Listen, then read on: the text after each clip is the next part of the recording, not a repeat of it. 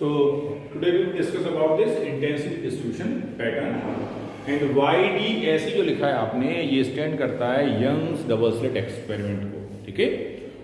Intensity distribution pattern का मतलब हुआ आपने यंग्स डबल स्लिट एक्सपेरिमेंट पढ़ा हुआ है, तो आपने कंडीशंस निकाली हुई है कि कंस्ट्रक्टिव इंटरफेरेंस कब होगा, डिस्ट्रक्टिव इंटरफेरेंस कब होगा, और स्क्रीन पर जो हमें शेप मिलेगी, स्क्रीन के ऊपर जो हमें शेप मिलेगी ये YDSE Young's double slit experiment में जो फ्रिंजेस मिलेंगी वो कैसी होंगी, क्या वो इक्वली स्पेस्ड होंगी, ठीक है, उनकी फ्रिंज विड्थ क्या होगी, ये सारा मैथमेटिकल कॉन्सेप्ट हम लोग पढ़ चुके हैं।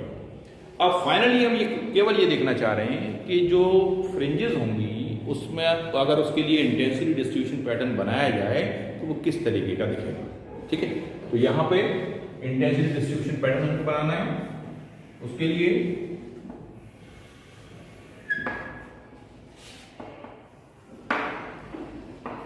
y एक्सिस पे इंटेंसिटी लेते हैं, इंटेंसिटी,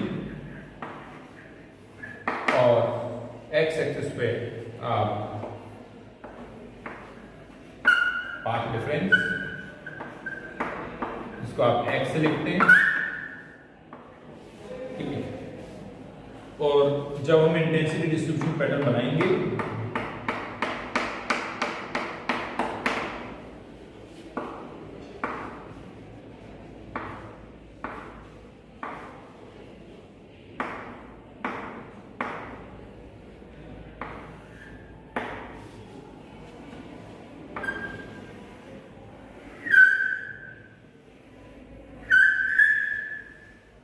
लाइक दिस, कुछ ऐसे चलेगा ये,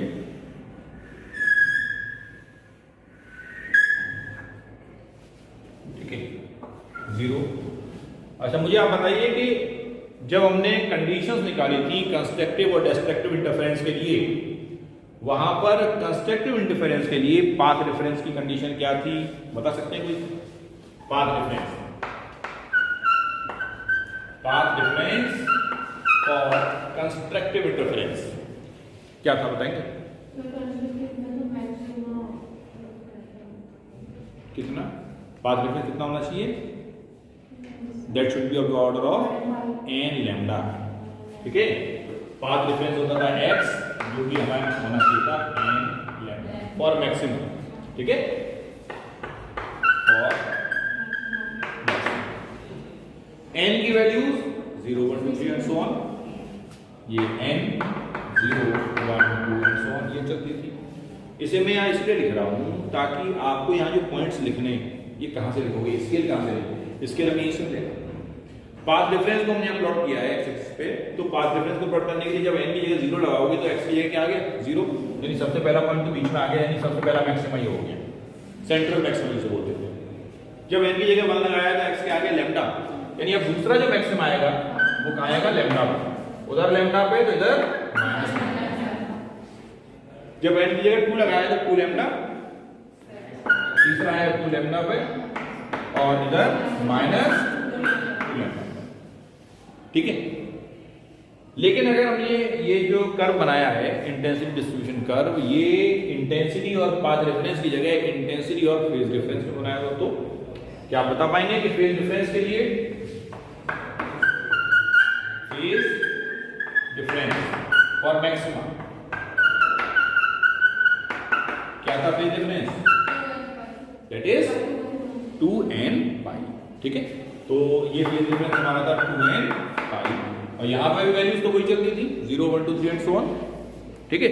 जब वो वैल्यूज आप लोगे 0, 1, 2, 3 एंड सो ऑन, तो सबसे पहले 5, तो मैं यहाँ पे नीचे लाइन खींच के फेज डिफरेंस को रिप्रेजेंट करूँ, ये 0 ऐसा रहेगा।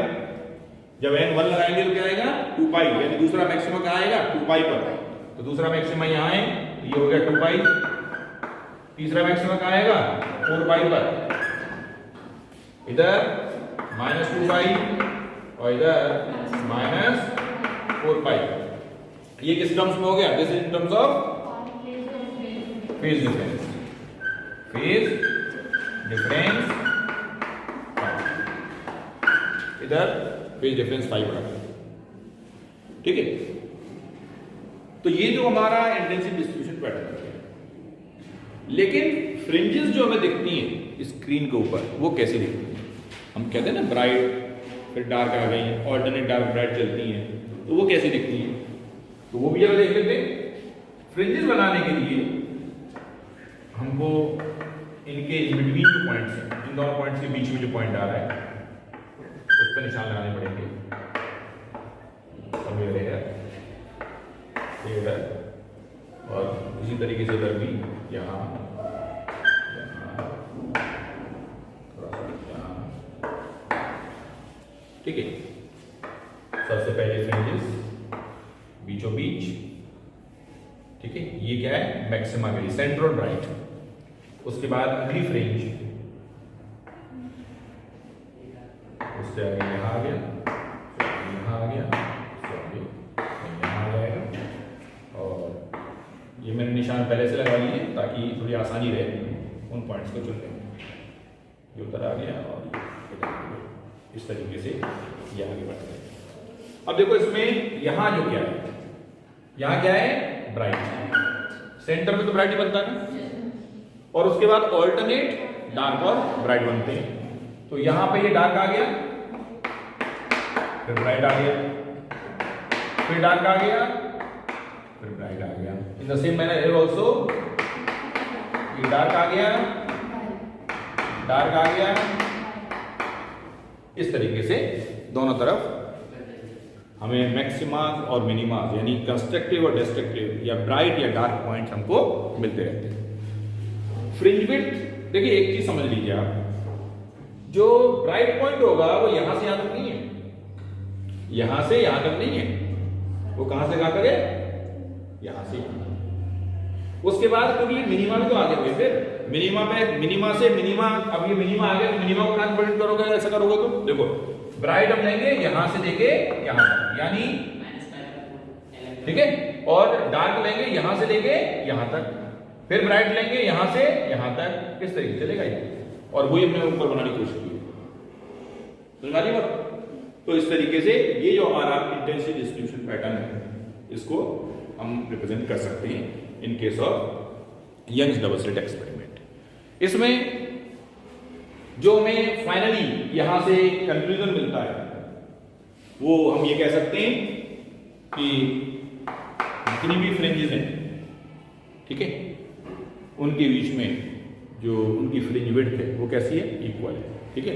तो एक तो बात हम कह सकते हैं यहां पे equal fringe width, equal fringe width. दूसरा, जितने भी ब्राइट पॉइंट्स होंगे उनकी इंटेंसिटी एक सी, ठीक है। Intensities of bright fringes is same. तीसरा, एक रिलेशन आता है maximum to the minimum intensity के लिए, the ratio of the maximum to the minimum intensity. अगर वो रेशियो लिखना चाहें तो I max over I minimum is equal to A plus B का whole square over A minus B का whole square, ये रिलेशन आ जाता है। आई विल एक्सप्लेन दिस, अभी मैं एक्सप्लेन करूंगा इनको।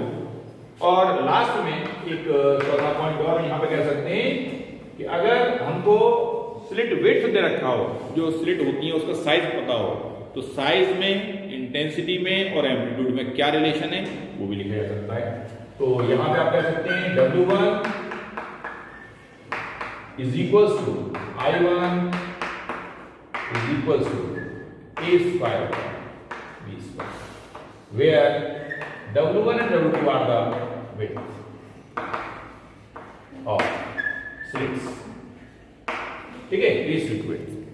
तो ये सारे जो फॉर्मूले आप देख रहे हो या रिलेशंस देख रहे हो, ये सब किसके लिए हैं कि हमें जो इंटेंसिटी डिस्ट्रीब्यूशन पैटर्न मिला उससे जुड़े हुए सारे रिलेशंस हैं। कोई आपसे कह दे बताइए मैक्सिमास और मिनिमास हैं, इनकी इंटेंसिटीज के रेशियोज क्या होते हैं, कैसे निकालोगे? या फिर आपको कह दिया कि बेसिकली आपको जो स्लिट की विड्थ है उनके रेशियो दे रखे हैं, S1 S2 सोर्सेज से जो लाइट निकल के जा रही है उनकी विड्थ के रेशियो दे रखे हैं, तो बताइए इंटेंसिटी के रेशियो क्या होंगे? तो आप डायरेक्टली कह सकते हैं जब जो विड्थ के रेशियो है वो इंटेंसिटी के रेशियो है। जैसे 1:2 दीजिए रखा होगा तो 1:2 ये हो गया।